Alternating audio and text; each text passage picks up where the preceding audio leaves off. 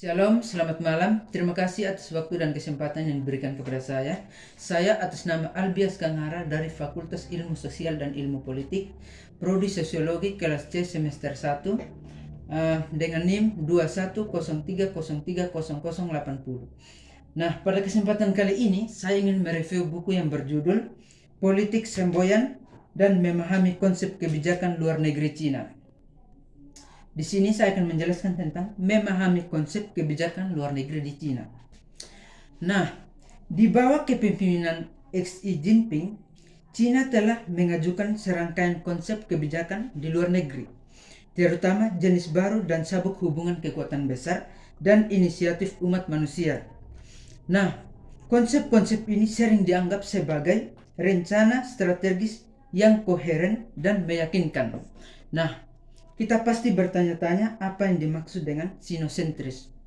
Jadi, yang dimaksud dengan sinocentris di sini adalah merupakan sikap yang berlandaskan pada suatu kelompok atau pada sebuah kebudayaan itu sendiri. Nah, pandangan itu mengembangkan pendekatan politik slogan untuk mempelajari konsep-konsep kebijakan luar negeri di Cina. Argumen utamanya adalah bahwa konsep kebijakan luar negeri Cina harus dipahami sebagai slogan politik daripada konkret tersebut. Nah, berbicara tentang konkret, konkret merupakan sebuah kajian yang benar-benar ada atau benar-benar nyata.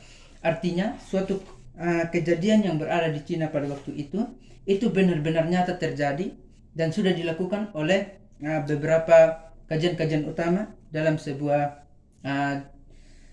dialog tersebut.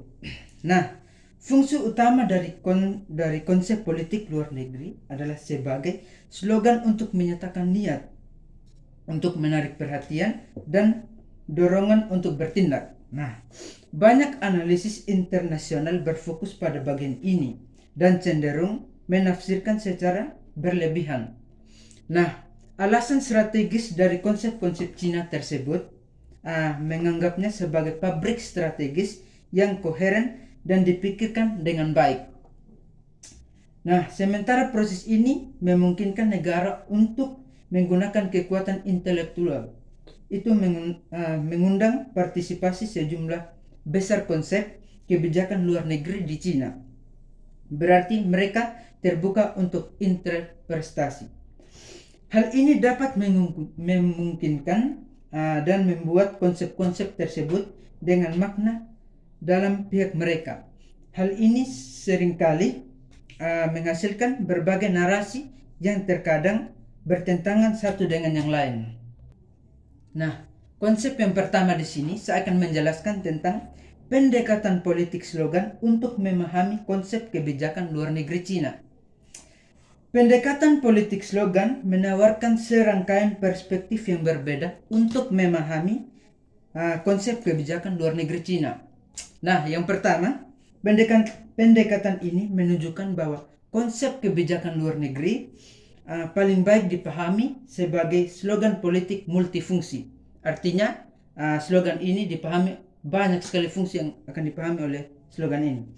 Dan sebagai alih-alih strategi geopolitik yang dirumuskan dengan baik dan jelas.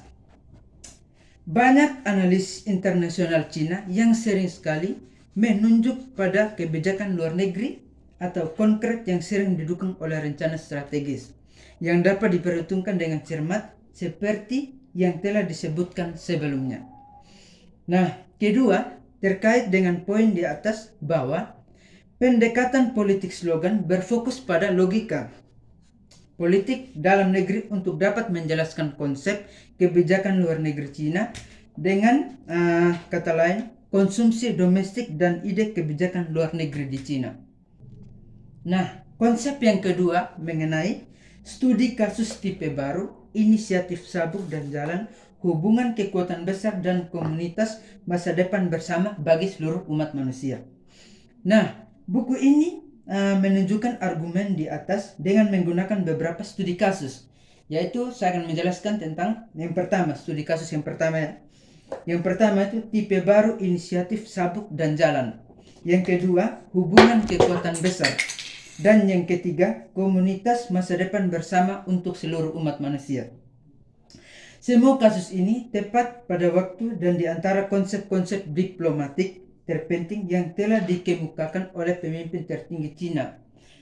Pemimpin tertinggi Cina ini yaitu Xi Jinping mengemukakan bahwa jenis kekuatan besar adalah inisiatif diplomatik besar pertama oleh Xi Jinping ini. Nah, bersama ketiga konsep ini dapat mencerminkan pemikiran baru Cina tentang hubungannya dengan dunia di bawah kepemimpinan Xi. Nah, selanjutnya bab 2 saya akan menjelaskan tentang analisis politik slogan. Bab ini menganalisis alasan politik slogan Cina. Nah, bagian ini mempelajari berbagai bentuk politik slogan di Cina di area Mao Zedong.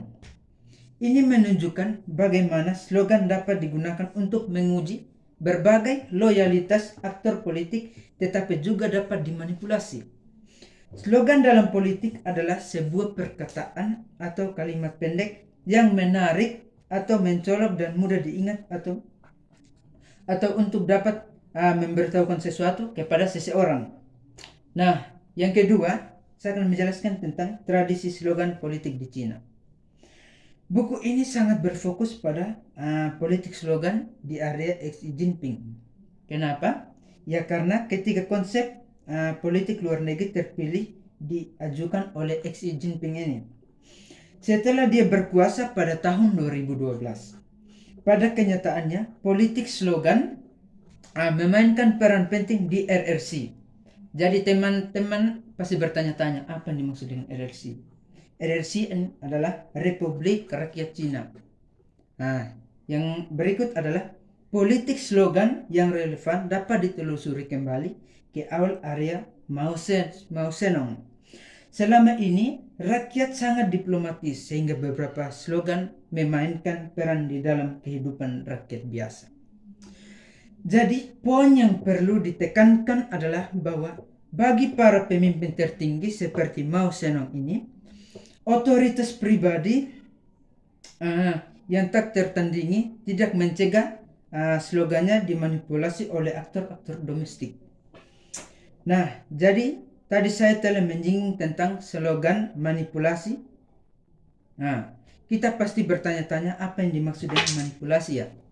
Ya, jadi di sini arti dari manipulasi itu sendiri adalah cara yang dilakukan seseorang untuk menyerang atau mempengaruhi emosi dan mental orang lain agar dia bisa mengendalikan orang tersebut dan mendapatkan apa yang telah dia inginkan dari seseorang yang telah dia mempengaruhi tersebut.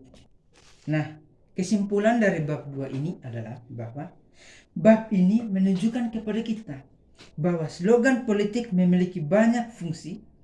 Mereka berfungsi sebagai ujian untuk membedakan pendukung. Namun sikap slogan dapat membuat mereka tunduk pada manipulasi. Nah, selanjutnya adalah bab 3. Di sini bab 3 judulnya adalah slogan tipe baru hubungan kekuatan besar.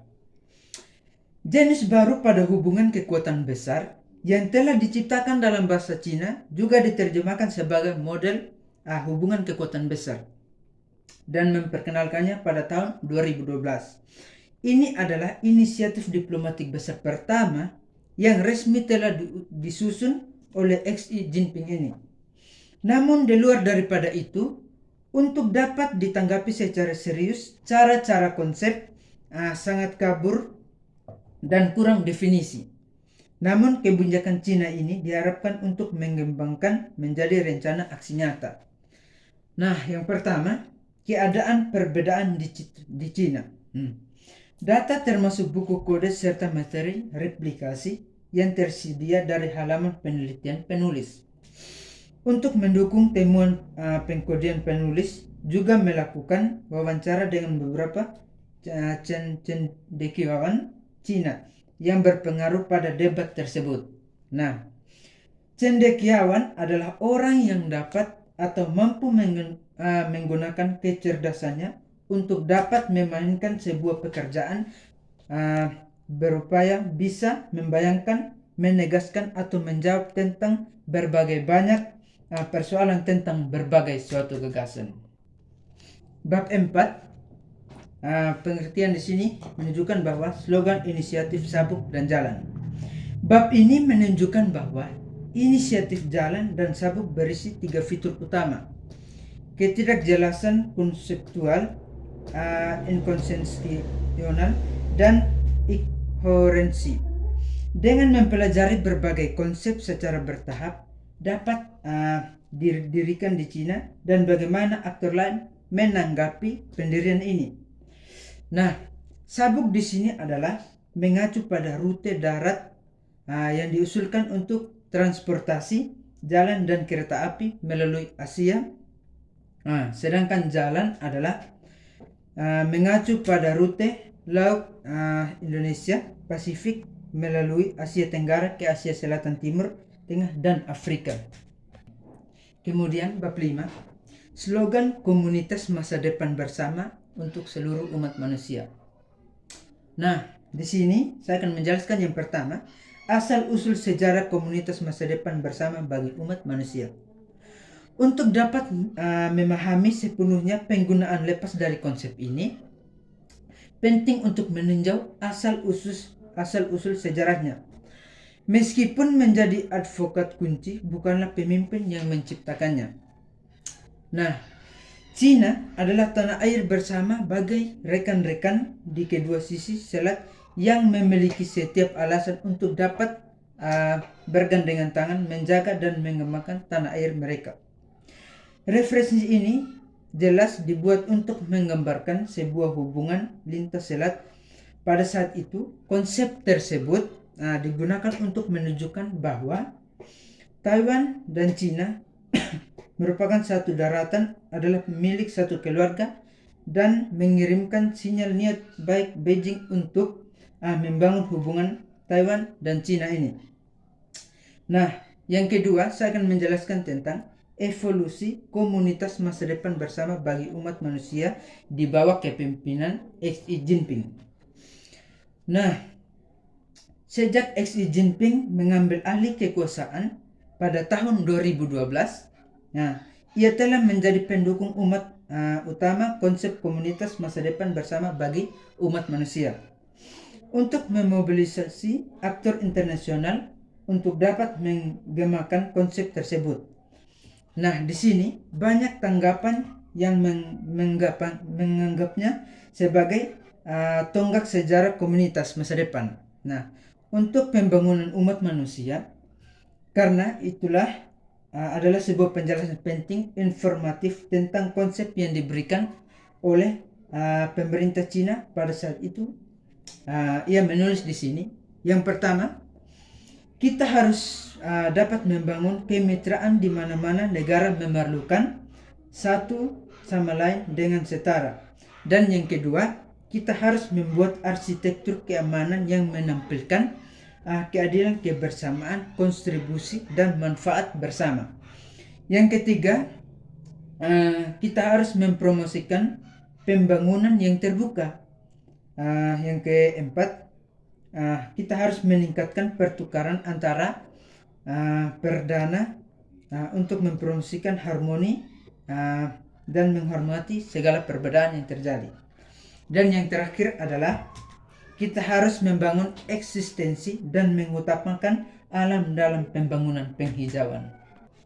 Jadi kesimpulan dari bab 5 ini adalah, bab ini menunjukkan kepada kita komunitas masa depan berbagai umat manusia dikedepankan sebagai konsep yang sangat samar dan secara bertahap dipenuhi dengan makna secara berturut dan bertahap. Jadi terima kasih. Inilah hasil presentasi dari saya. Sekian dan terima kasih.